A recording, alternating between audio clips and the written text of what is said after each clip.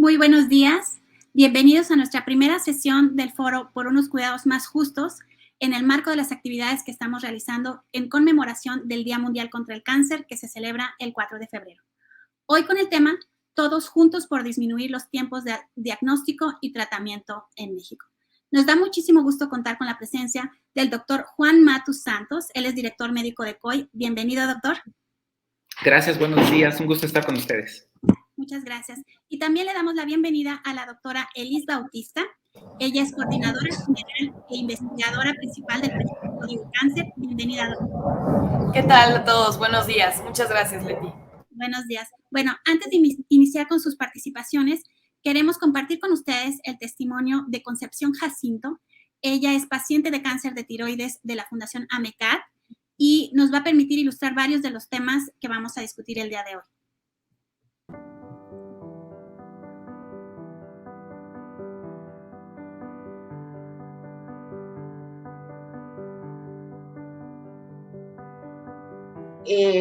Para que me den este primer estudio de ultrasonido y este primer laboratorio, pues hay que esperar 2 meses o 3 meses. Me hacen ese estudio y dice el internista que no es necesario mandarme a Puebla. Me dice que me va a valorar en 6 meses. Pasan esos 6 meses y me toca mi cita nuevamente para un ultrasonido y da la casualidad de que no sirve el equipo me dice la señorita del seguro que puedo ir a hacerme un estudio externo y lo puedo presentar. Entonces ya voy con el radiólogo a que me haga el ultrasonido a través del cuello.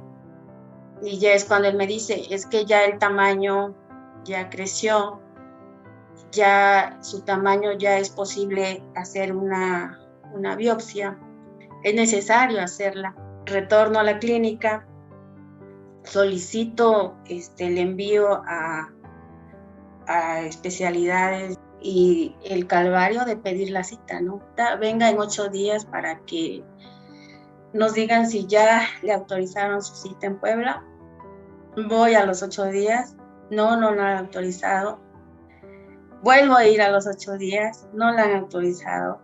Y otra vez, venga en 8 días. Y otra vez, 8 días. Gracias a Dios pude hacer la biopsia por particular. El doctor que me hizo la biopsia dice, te tienen que hacer una operación porque el resultado pues salió positivo. Yo ya traigo el diagnóstico, ya traigo ya no quiero la cita para la biopsia. Quiero que me pase usted a la clínica para que me puedan hacer la operación. Y me dice, es que la voy a mandar para una cita de valoración de primera vez. Y yo, una cita de valoración de primera vez, si le estoy trayendo el diagnóstico. Y efectivamente, vaya usted a formarse ya a la fila para que le autoricen su cita de primera vez de valoración. Y me fui a formar ahí y su cita en 2 meses. Después de 1 año de estar buscando citas y citas, el tiempo ya era pues demasiado. Entonces tuve que buscar la opción de operarme pues en particular. La operación pues fue en el tiempo justo, pero no fue en mi institución.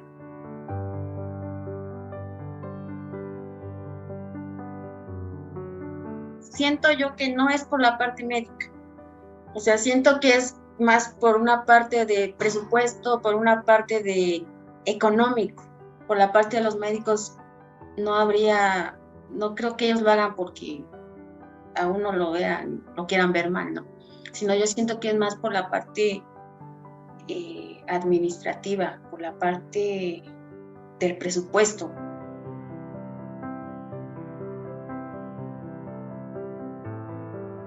Ya había pasado un mes de que me habían operado,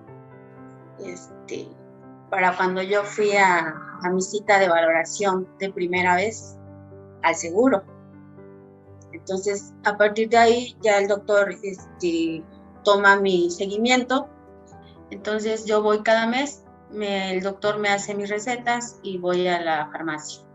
Entonces, en la farmacia no hay el medicamento, sellan mi receta sin existencia y regrese la próxima semana para ver si ya lo tenemos y se lo entregamos.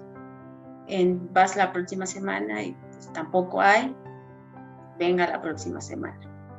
Hay ocasiones en que se compra, uno lo compra, pero ahorita ya son 2 recetas que no me han surtido por la falta del medicamento.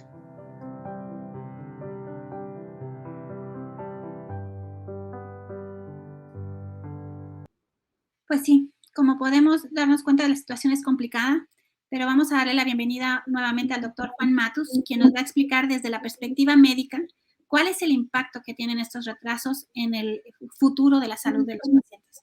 Adelante, doctor, por favor. Claro, con mucho gusto.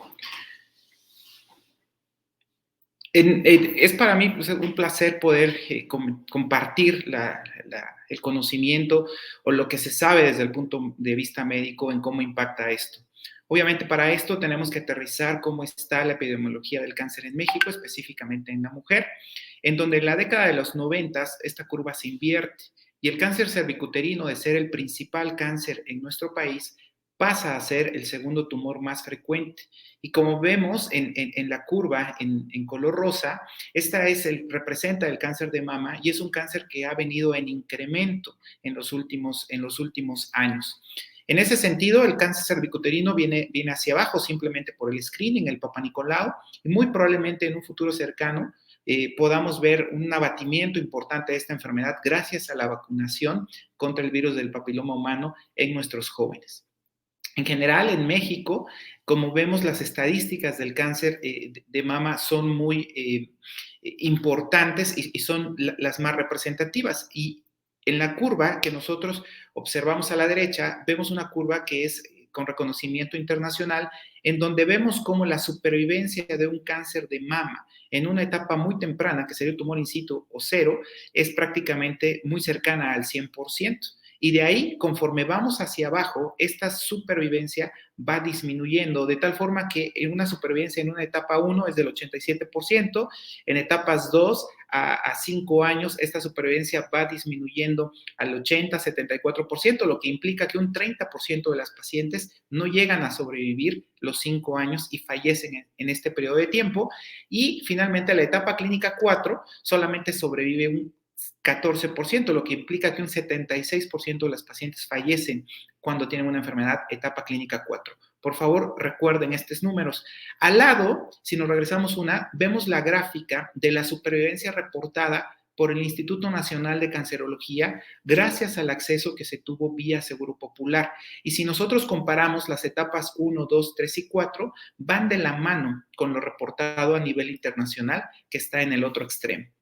En la siguiente diapositiva observamos cuáles son las características generales del cáncer de mama. Esta es una base de datos con 10,000 pacientes que están constituidas por el INCAN, el FUCAN y el COE de Toluca en el Estado de México, y nos dicen que la edad promedio en México al diagnóstico son 52 años.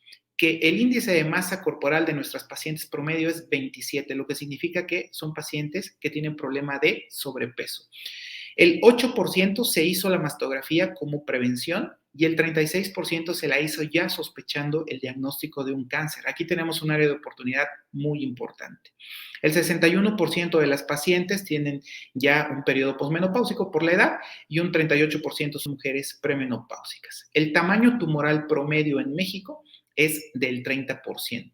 Las comorbilidades más frecuentes son diabetes e hipertensión, siendo hipertensión la comorbilidad más frecuente en nuestras mujeres cuando se hace el diagnóstico de un cáncer de mama. En la siguiente diapositiva vemos la frecuencia, cómo llegan nuestras pacientes en el momento del diagnóstico, de tal forma que en la etapa más temprana, que es la etapa in situ, solamente llega el 4% de las pacientes. En etapa 1 llega el 13% de las pacientes. En etapas 2 estamos hablando prácticamente de un 40% de las pacientes, son por lo menos tamaños tumorales de 2 centímetros hasta 1 a 3 ganglios positivos. En etapas 3, que ya es una enfermedad localmente avanzada, esto es tumores grandes en la mama con extensión o metástasis a los ganglios en la axila, hablamos prácticamente de un 30 y casi 40% también de nuestros pacientes. Y etapa clínica 4 o metastásica, llega el 10% de nuestras pacientes. Esto es muy importante porque, como vemos, el grueso de nuestros diagnósticos los hacemos en etapa 2 y 3. Afortunadamente, la etapa 4 es relativamente baja, 10%, pero en países del primer mundo este porcentaje es del 3%, máximo 4%. En la siguiente diapositiva observamos también cómo esto es muy importante porque basado en la etapa, hablamos de etapas tempranas, por ejemplo, de 1A a 2B, la secuencia del tratamiento va de la mano con primero cirugía, luego depende o no, damos quimioterapia. Esto podemos hacerlo con tamaños tumorales y o con firmas genómicas, determinar el riesgo de recurrencia y basado en esto, dar o no quimioterapia. Si hacemos una cirugía conservadora, damos radiación. Si se hizo una cirugía radical, no damos radiación. No así en una enfermedad localmente avanzada a partir de 2B, en donde generalmente damos quimioterapia a todas las pacientes. La cirugía puede intentarse una cirugía conservadora y generalmente también a todas damos radiación. Esto es por el tamaño tumoral o por el número de ganglios que salen positivos en el momento de la cirugía. Y finalmente, en la etapa clínica 4, el tratamiento es de por vida. Toda paciente recibe un tratamiento de por vida porque el objetivo es detener y contener la progresión o el avance de la enfermedad y esto nos permite justo mantener un tratamiento en forma indefinida. En la siguiente diapositiva vemos cómo la incidencia o la frecuencia del cáncer de mama va en relación a la edad. A mayor edad, mayor riesgo de padecer la enfermedad. De hecho, el pico mayor se da alrededor de los 50 años para arriba y en general se dice que en esta población 1 de cada 8 mujeres va a tener un cáncer de mama. En poblaciones de 70 años, 1 en cada 26, en poblaciones de 60, 1 en cada 28 y en poblaciones de 50, 1 en cada 40 mujeres. Entonces, sí es muy importante hacer y trabajar en el screening y detección temprana, porque esto implica una mayor supervivencia en nuestras pacientes. En la siguiente diapositiva vemos la recomendación europea de cómo debe de hacerse o definirse cuando hay un atraso entre el diagnóstico y el tratamiento de nuestros pacientes. Y la recomendación europea es que una mujer que tiene síntomas y o signos sugestivos de cáncer de mama debe de ofrecerse un abordaje dentro de las 2 siguientes semanas, o hay quien dice que son 10 días laborales el objetivo y o la meta. En México, el primer reporte en la siguiente diapositiva, vemos que el primer reporte de cómo estamos en ese sentido fue publicado por la doctora Carla en el 2015, en donde ella nos muestra que nuestro promedio de retraso en el país son 7 meses. De estos 7 meses, un porcentaje del 0.3% va en relación a la paciente, de que se toca a que va a buscar ayuda. Y el otro porcentaje, vemos que son 5 meses, tiene que ver con el sistema de salud. Esto es la lentitud para el abordaje inicial, para la biopsia, para la consulta de entrega de resultados y para, finalmente entrega de resultados y finalmente el inicio de tratamiento. Y este periodo promedio es de 5 meses. El intervalo del diagnóstico al inicio de tratamiento son 4 meses para hacer diagnóstico y 1 mes para inicio de tratamiento. Entonces, esto es muy, muy importante. Y la doctora Carla Unger demostró que entre más nos tardamos, obviamente más frecuente diagnosticamos etapas más avanzadas de la enfermedad. Y en esta publicación nos dice que etapas clínicas 2 se diagnosticaron 24% más simplemente por el atraso, etapas clínicas 3 un 42% más y etapas clínicas 4 un 45% más simplemente por el atraso en el diagnóstico de la enfermedad. En la siguiente vemos que una publicación muy reciente, de hecho es de diciembre del año pasado, también en el Hospital del Seguro Social en Colima, nos demuestran que es muy importante el diagnóstico temprano. ¿Por qué? Porque en las pacientes, cuando tienen o no acceso al tratamiento, esto va a impactar en forma importante. Esto es mayor supervivencia cuando la etapa de la enfermedad se diagnostica más temprano. Y en este sentido, es muy importante que las mujeres buscan atención, sobre todo cuando son jóvenes. Y en la siguiente diapositiva lo podemos ver. Ellos nos dicen que antes y después del seguro popular, que es el Fondo de Gastos Catastróficos, vimos que no impactaba en forma positiva o negativa, simplemente las mujeres recibían el tiempo promedio al inicio de síntomas, a un contacto con el médico, el tiempo promedio antes de Seguro Popular eran 30 días, ya con Seguro Popular eran 45 días.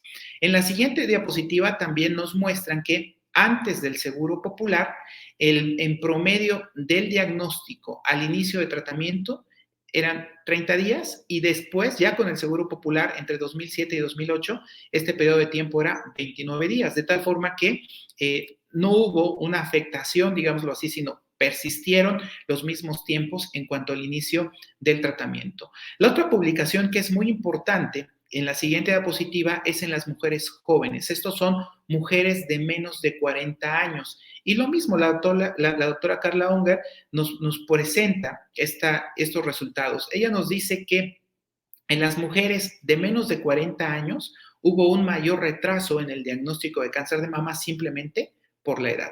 También nos dice que tuvieron que recurrir 60% más veces a un médico privado versus una mujer de más de 40 años que lo hizo en un 44% de las veces porque con ella el proceso era un poco más lento. También nos dice que recurrieron más al ginecólogo en un 46% versus una mujer de más de 40 años que lo hizo en un 23%. También nos dice que la falta de sospecha clínica para el diagnóstico fue 53% en la mujer de menos de 40 años versus 31% en la mujer de más de 40 años.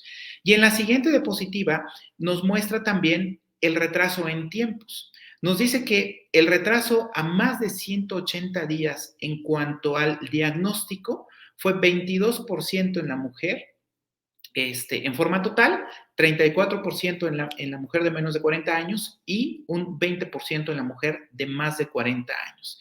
Estos intervalos se van reduciendo de tal forma que, en general, en la mujer de menos de 40 años, estos periodos fueron mayores versus la mujer de 40 años.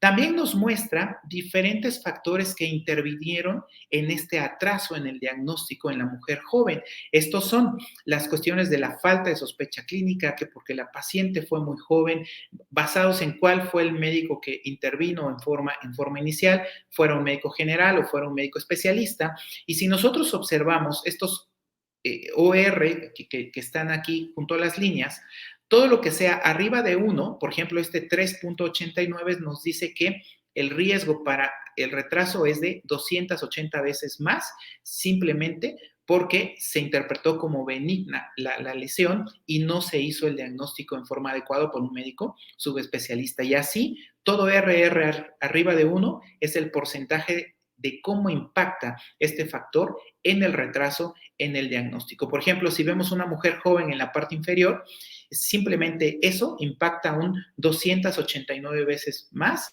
en cuanto a que se retrase el diagnóstico para un cáncer de mama en una mujer joven.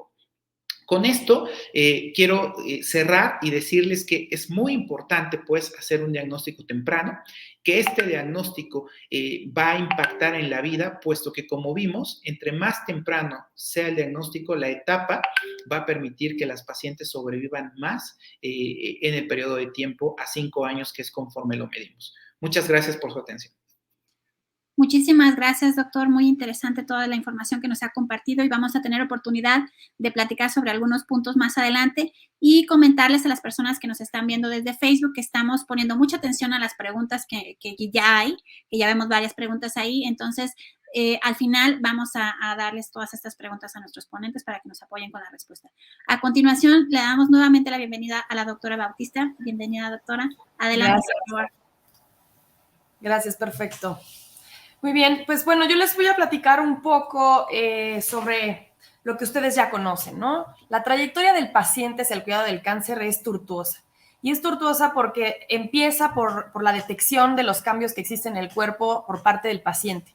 Y de ese evento a que perciba una razón suficiente para discutir con un médico pasa cierto tiempo. Y después pasa también cierto tiempo a que acuda a su primer consulta, a que reciba un diagnóstico, a que inicie un tratamiento, en el mejor de los casos que termine y su adherencia al tratamiento sea buena y que al final ya tenga una reactivación del cáncer, fallezca o el paciente viva, ¿no? Entonces, esta trayectoria es la trayectoria del paciente hacia el cuidado del cáncer. Y en teoría, lo que buscamos es que de la sospecha al diagnóstico y el tratamiento es que el tiempo sea relativamente corto. Sin embargo, sabemos que existen múltiples razones, múltiples barreras que hacen que estos periodos, estos intervalos entre cada evento y en general se alarguen, ¿no? Y esto, bueno, pues tiene sus repercusiones, tiene sus efectos. Estas barreras, ¿cuáles son? Pues son muchísimas, ¿no? Y pongo justamente aquí una muy grande en color morado más oscuro, con muchos signos de interrogación, preguntándonos qué otro tipo de barreras hay. Y es que en cada tipo de cáncer, en diferentes grupos poblacionales, las barreras son distintas. Sí, el sistema de salud, pero también el COVID, los médicos, los síntomas, los familiares, la pareja, el trabajo, la comunidad, la confianza en el sistema de salud. Y bueno, este tipo de barreras y este tipo de cosas son las que nosotros queremos entender en Código Cáncer. Ayer hablábamos un poco de esto, pero lo voy a repetir. Código Cáncer lo que busca, o nosotros en FunSalud lo que buscamos es implementar un mecanismo de política pública denominado Código Cáncer que permita generar evidencia empírica para instrumentar políticas públicas que permitan un diagnóstico temprano y un tratamiento oportuno del cáncer. Y esto eventualmente se va a traducir en mayores niveles de calidad de vida, mayor sobrevida y obviamente menores costos en el sistema de salud. Y Código Cáncer tiene 7 proyectos de diagnóstico basal que posteriormente voy a platicar un poco más de ellos, que van a al final reducirse a una propuesta, ¿no?, de política de intervención en donde se van a convocar a mesas de trabajo y en estas mesas de trabajo se va a hacer una propuesta robusta sobre lo que debería de ser Código Cáncer. Y Código Cáncer, como lo mencionábamos ayer, te está tratando de emular un trabajo previo, ¿no?, del sistema de salud tratando con urgencia, como Código Infarto o como Código Rosa, otro tipo de padecimientos en la población mexicana. Y en este caso, al final de estas mesas de trabajo, lo que buscaremos es generar este proyecto piloto Código Cáncer en el cual aceleramos las referencias, aceleramos el diagnóstico, aceleramos el tratamiento de los pacientes con diagnóstico de cáncer. Y bueno, en este caso, la fase 1, que es lo que les mencionaba, la fase diagnóstica, pues está constituida por 7 proyectos, 7 investigaciones completamente distintas e integradas por diferentes grupos de investigación, diferentes equipos. Y bueno, la primera es la de entender cómo están distribuidos los recursos humanos, ¿no? Cómo están distribuidos a nivel estatal, a nivel nacional, cómo está distribuida la infraestructura diagnóstica y terapéutica específica de cada tipo de cáncer. Otro equipo buscará identificar los retrasos en la atención, y es lo que hablaba un poco el doctor previamente, ¿no? Identificarlos de manera cuantitativa, es decir, tener los datos duros de cuánto tiempo nos estamos tardando entre cada evento y en los eventos en general. Y de manera cualitativa también entender los retrasos, que nos permiten entender por qué se están retrasando, no nada más los datos duros, sino las historias detrás de estos retrasos. Y esos son datos muy importantes. También buscaremos entender estas trayectorias, que a partir también de las entrevistas con los pacientes y de los voluntarios y las historias que se sumen a este estudio, a este gran esfuerzo, buscaremos identificar, bueno, cuántos médicos se visitan, qué tipo de médicos. ¿Existen tipologías de trayectorias de diferentes pacientes? ¿Acaso hay a lo mejor movimientos de pacientes por región? Entonces, este tipo de trayectorias será muy interesante entenderlas y posteriormente les voy a dar algún ejemplo de este mismo. Y bueno, el equipo 4 lo que va a buscar es un equipo de economía de la salud que buscará entender los costos asociados al tipo de cáncer por cada día ahorrado en diagnóstico y en tratamiento, y también los costos asociados al cáncer, al tratamiento del cáncer por etapa clínica. Los lineamientos de referencia también serán parte de lo que Código Cáncer buscará entender, es decir, entender los procesos informales y formales que existen actualmente entre las diversas instituciones públicas y privadas que hacen que los pacientes vayan de un lado a otro. Y esto nos ayudará a entender, a mejorar los algoritmos de referencia y ajustar las necesidades entre el paciente, los médicos, la capacidad médica y los tratamientos disponibles. Los últimos 2 puntos también son muy importantes. La tecnología, lo mencionaba ayer también, esto nos permitirá la integración de la tecnología o de diversas tecnologías en Código Cáncer, nos va a ayudar a recolectar información relevante en las métricas de los pacientes con cáncer, información que sea homogénea, con indicadores levantados de manera rápida, porque sabemos que tenemos el tiempo encima y que queremos encontrar soluciones de manera rápida. Y bueno, también que nos permita esta información actualizarla constantemente. Es decir, si el tomógrafo dejó de funcionar ayer, tener actualización diaria en vivo de lo que está dejando de funcionar, de la infraestructura necesaria, de los recursos humanos que existen en el momento, con la finalidad de que estos lineamientos de referencia y algoritmos funcionen al 100%. Y bueno, la capacitación también es importante y Código Cáncer lo integra como parte de su estrategia, ya que pues sabemos que existe la necesidad de concientizar a todo el personal de salud, desde el médico hasta la trabajadora social, la enfermera, a los administrativos, acerca de los retrasos en la atención del paciente y los impactos que tienen en la sobrevida y en la calidad de vida de los pacientes.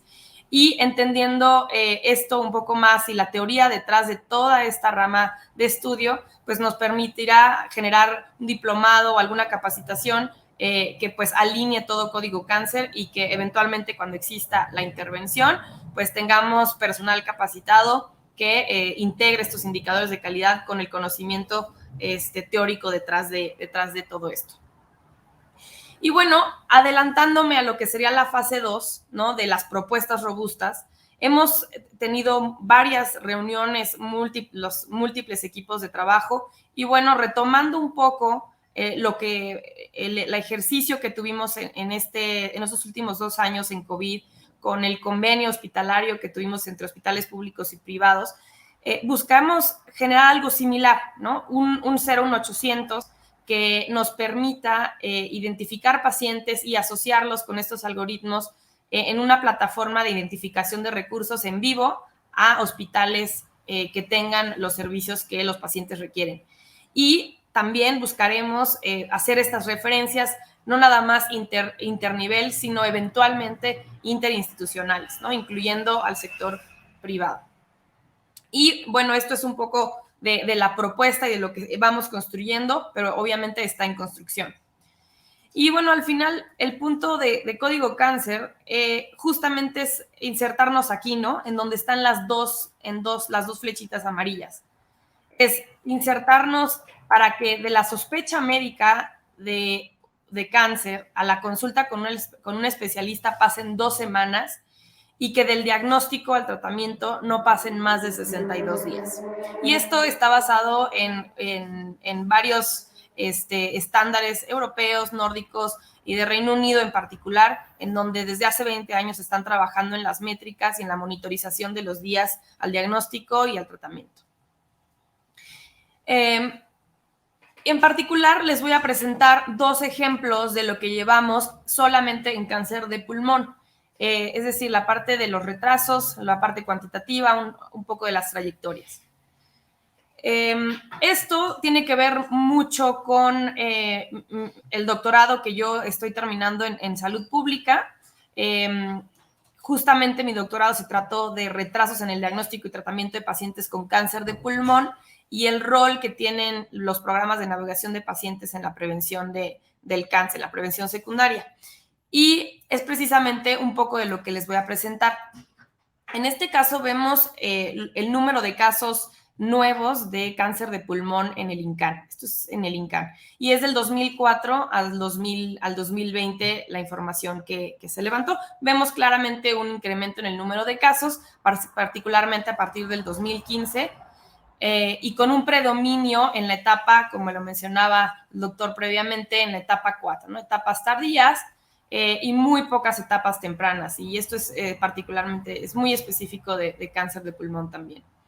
El predominio es en un 82% de cáncer de pulmón, de células no pequeñas, y el incremento ha sido muy interesante en los grupos de 60 y más. Es decir, las personas que están siendo referenciadas al INCAN son predominantemente más grandes desde el 2014 y presentan entre 60, a partir de 60 años, ¿no? O sea, son cada vez más grandes. También hemos encontrado una inversión en el predominio del sexo masculino. Si ven, del 2004 al 2013, principalmente los pacientes que encontramos, pacientes nuevos en el INCAN, son hombres y a partir del 2014 son mujeres. Sin embargo, a finales del 2019-20 empieza a tener una tendencia 50-50. ¿Y por qué esto es importante? Porque vamos viendo cómo se van moviendo las referencias, cómo el tipo de perfil del paciente cambia, si son hombres, si son mujeres, si son más grandes. Y las necesidades cambian y las barreras también. También encontramos que el uso de biomarcadores es cada vez más frecuente y sobre todo asciende a partir también del 2015.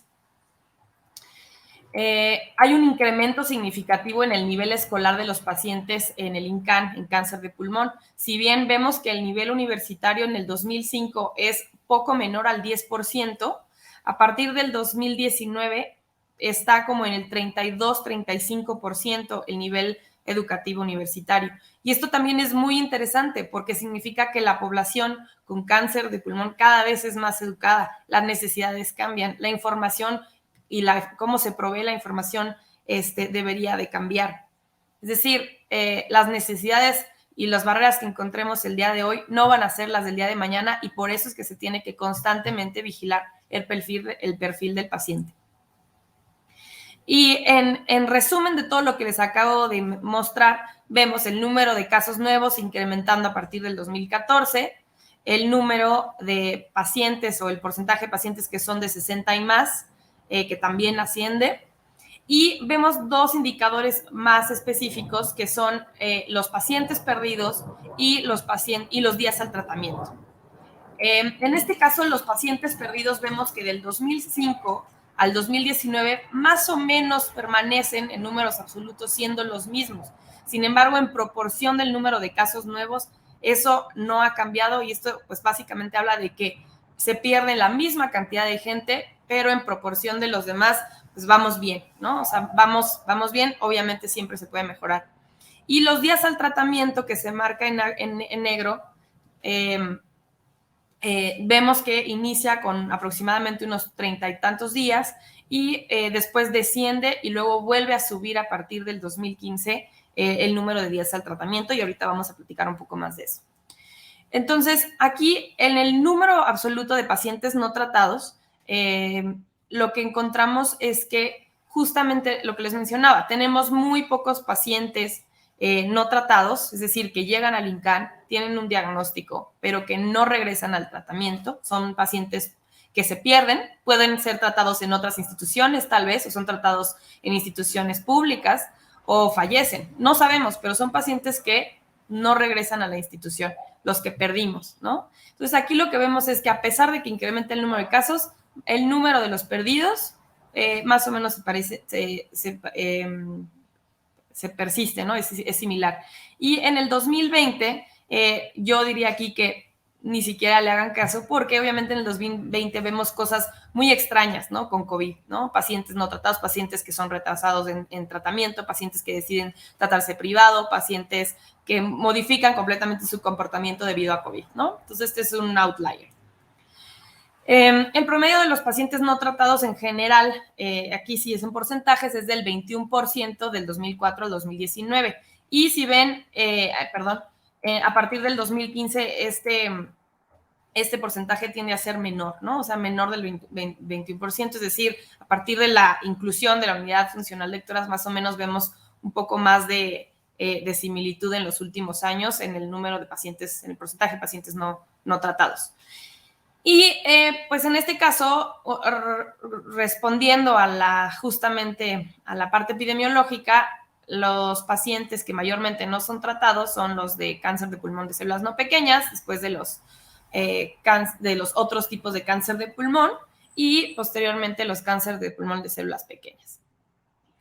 Y aquí mencionaba, ¿no? Lo de los días, los dos indicadores más importantes, que en este caso son los pacientes perdidos y los días al tratamiento. Y este es como un zoom in, ¿no? Para tratar de verlo mejor. Y lo que vemos es que tenemos un número de pacientes perdidos, aproximadamente 25, fluctúa muchísimo en los primeros años. Y a partir del 2012, a partir del 2012 comienzan un ascenso hasta el 2017 y luego baja repentinamente. Entonces, este tipo de monitorizaciones son muy interesantes porque los podemos cruzar con otro tipo de variables, ¿no? Sí, o sea, niveles educativos, presupuestos, número de pacientes, a lo mejor lo que está faltando es mayor personal, ¿no? Hay que ver qué está pasando por ahí. Y bueno, este es un análisis muy, muy interesante y que obviamente cuando tengamos los resultados completos los difundiremos y los invitaremos a participar también, a entender un poco más sobre estas fluctuaciones. Y bueno, por último, los días al tratamiento, que es básicamente lo que más nos importa en este caso, es el número de días empieza con aproximadamente 35 días al tratamiento, baja al 2006 en aproximadamente 15 días al tratamiento, es decir, a partir de que reciben el diagnóstico confirmatorio en el INCAN, a que son tratados, y después se mantiene relativamente estable, y a partir del 2014 empieza a subir, empieza a aumentar los días al tratamiento. ¿Por qué es esto? Pues podríamos tener muchas teorías. Aumentó también el uso de biomarcadores y el uso de biomarcadores aproximadamente se está tardando entre 10 y 14 días en el INCAN. Entonces, hay otras razones, otros procesos que a lo mejor podríamos eficientizar muchísimo más y que estos días al tratamiento podríamos mantenerlos estables o podríamos reducirlos. Y aquí nada más quería poner 2 slides más, como un poco de reflexión, tratando de comparar si existen retrasos específicamente en un tipo de cáncer o en otro. Y lo que vemos es que en realidad no. Todos presentan algún tipo de retraso, no importando el tipo de cáncer de pulmón. Pero lo que sí encontramos es que las mujeres son tratadas más tardíamente. Y aquí podemos encontrar con los estudios cualitativos 1000 razones, 1000 causas por las cuales las mujeres son tratadas más tardíamente. Y les voy a presentar un ejemplo de cómo es que o cómo podríamos justificar este retraso. Por ejemplo, tenemos verbalizaciones de una paciente femenina que presenta síntomas en el 2020, pero su diagnóstico es un año después, en el 2021, en marzo del 2021. Y antes de eso, visita a 13 médicos. Las verbalizaciones que les presento en este momento hablan justamente de las experiencias del paciente, sobre el peregrinaje, sobre la falta de conocimiento sobre los síntomas, sobre sus diferentes barreras, y al final, bueno, por primera vez entra al INCAN y recibe un tratamiento. Las trayectorias de los pacientes, en este caso, este es un ejemplo, pueden ser, pues como los mencionaba, ¿no? Bastante cíclicas o pueden ser bastante lineales, pueden presentar múltiples visitas al médico, pero lo importante es ver no nada más las visitas al médico, sino también en la línea del tiempo, cómo es que se espacian estas visitas al médico con respecto uno a la otra. Y aquí vemos que del médico 3 al médico 4 pasan meses, ¿no? Y es importante y es interesante entender qué pasa en estos meses y por qué el paciente deja de acudir o deja de tener seguimiento en esta trayectoria. Y aquí les muestro un comparativo de algunos ejemplos de pacientes y diferentes trayectorias y diferente número de visitas al médico. Y como vemos es que no hay un patrón, no hay algo similar. Lo que sí vemos es que muchos tienen muchas visitas al médico, están en búsqueda de atención constante y hay historias detrás de cada una de estas trayectorias. Si comparamos esto con mama, con próstata, con cáncer cervicuterino, se va a ver muy diferente y eso es lo interesante y eso es lo que queremos entender en Código Cáncer. Entonces, disculpen.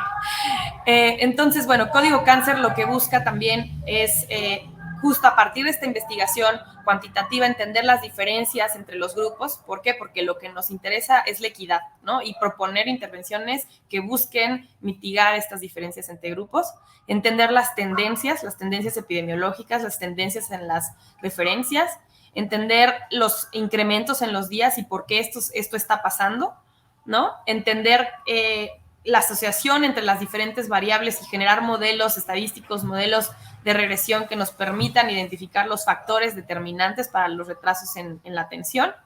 Y de manera cualitativa entender las barreras, entender las trayectorias, entender y conocer cuáles son las faltas del sistema, cuáles son en lo que podemos apoyar en términos de conocimiento a los pacientes. Y otro tipo de cosas interesantes, como por ejemplo el efecto que tuvo el COVID en los retrasos en la atención, y lo mencionaba ayer también. En la parte cualitativa encontramos que COVID hubo grupos que de alguna manera retrasaron su atención por miedo y hubo grupos que aumentaron o facilitó un diagnóstico por COVID debido a que se tomaban tomografías, ¿no? Y de repente sacaban ahí un tumor, ¿no? Pensaban que era COVID, tenían tos y entonces en realidad no era COVID, era un tumor, un cáncer de pulmón. Entonces, esto va cambiando, no siempre va a haber COVID, siempre van a haber otras cosas que van a modificar cómo es que las personas toman decisiones y esto es lo que tratamos de entender en Código Cáncer. Nuestros grupos, lo que les mencionaba, somos 7 grupos de investigación, 7 equipos que trabajamos constantemente en conjunto para generar una mejor investigación, mejores resultados y al final proponer un Código Cáncer robusto, lo suficientemente robusto que permita que obviamente logremos los objetivos, ¿no? Que es una mejor calidad de vida, una mayor sobrevida y menores gastos en el sistema de salud, pero sobre todo trabajar por un menor tiempo al diagnóstico y mayor rapidez en el tratamiento. Muchas gracias. Muchísimas gracias, doctora. La verdad es que qué información tan interesante y sobre todo interesante contrastarla con la que nos presentó el doctor sobre cáncer de mama, ¿no? Entonces, vamos a dar lugar a la lectura de varios de los comentarios que estamos recibiendo aquí en Facebook. Entonces, creo que la primera pregunta, doctor, es si nos pueden compartir, por favor, la fuente que usaron con los datos de la doctora Carla Unger. ¿Esa investigación es pública?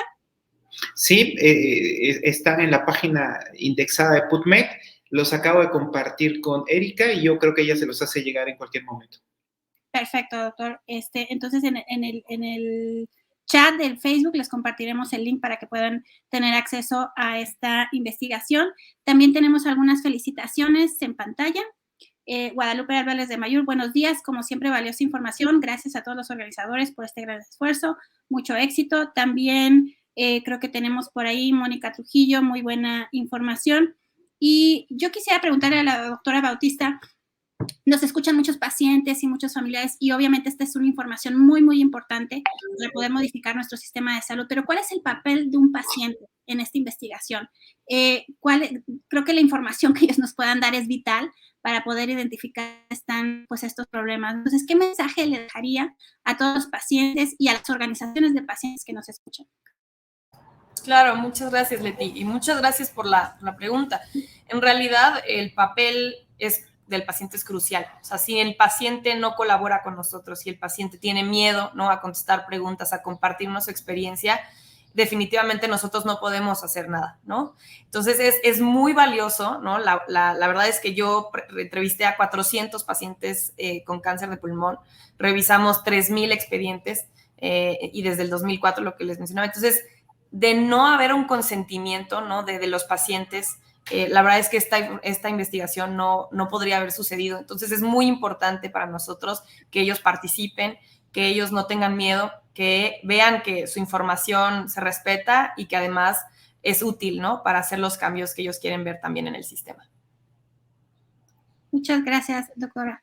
Y bueno, doctor, para los médicos, especialistas y todos los que forman parte de este proceso importante, ¿qué mensaje les podemos dejar de que no es un espíritu de criticar su trabajo, sino de construir junto con ellos cómo podemos mejorar pues esta atención de los pacientes? Sin duda alguna, yo parte de mis consejos en general es: toda bola es mala hasta no demostrar lo contrario. Entonces, si una mujer acude con un nódulo en la mama, siempre hay que pensar mal, hay que hacer los estudios correspondientes, mastografía y ultrasonido, que son los que nos van a dar pauta para poder continuar o no. Y esto es una regla general. Piensen mal, más vale exagerar un poquito tomando estos estudios y nos den certeza, tanto para bien como para mal. Muchas gracias. Tengo aquí una pregunta de Beatriz Rayas.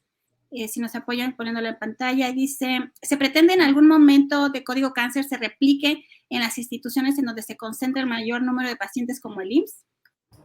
Sí, justamente empezaremos con Secretaría de Salud.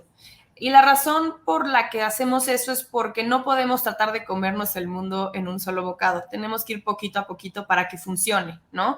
Obviamente se pretende, es parte de una de las fases. Como les mencionaba, la primera fase es el diagnóstico y posteriormente en el piloto, una vez que funcione el piloto, trasladarlo a otras instituciones podrá ser, digamos, como la fase siguiente. Obviamente estamos hablando de algunos años, ¿no? Creo que se evalúa el piloto y pues al final lo que queremos es que funcione y que funcione bien, pero definitivamente, claro que sí, la respuesta es sí, es lo que está en nuestros planes. Muchísimas gracias, doctora. Veo aquí varios comentarios que por tiempo no vamos a poder contestar ampliamente, pero sí quiero mencionarlos.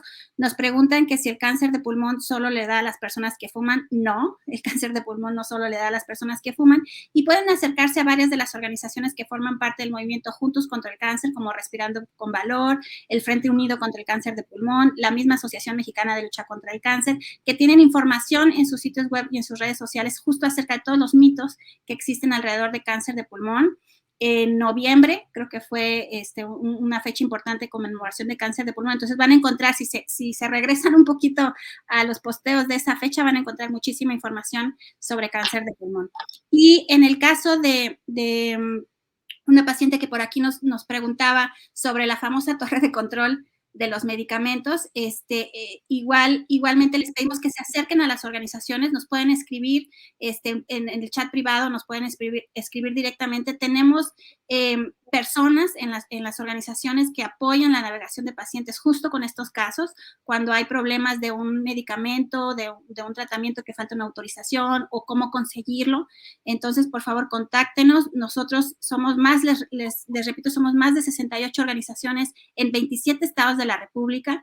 Entonces, podemos apoyarnos y en comunicación unas con otras tratar de orientar a todos los pacientes que necesiten apoyo.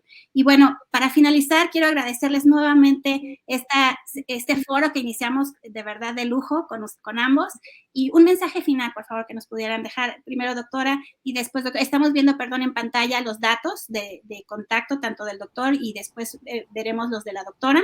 Entonces, adelante, doctora, por favor. Pues nada, yo nada más les dejo el mensaje. Vamos a estar muy activos, no nada más en la investigación y en la academia, también en redes sociales. Entonces, cualquier post que quieran hacer como pacientes, como médicos, como familiares, en Twitter o en donde sea, poner hashtag Código Cáncer, y lo que buscamos justamente es trabajar por un menor tiempo en el diagnóstico y una mayor rapidez en el tratamiento. Entonces, trabajemos juntos. Muchas gracias, doctora. Adelante, doctor, por favor.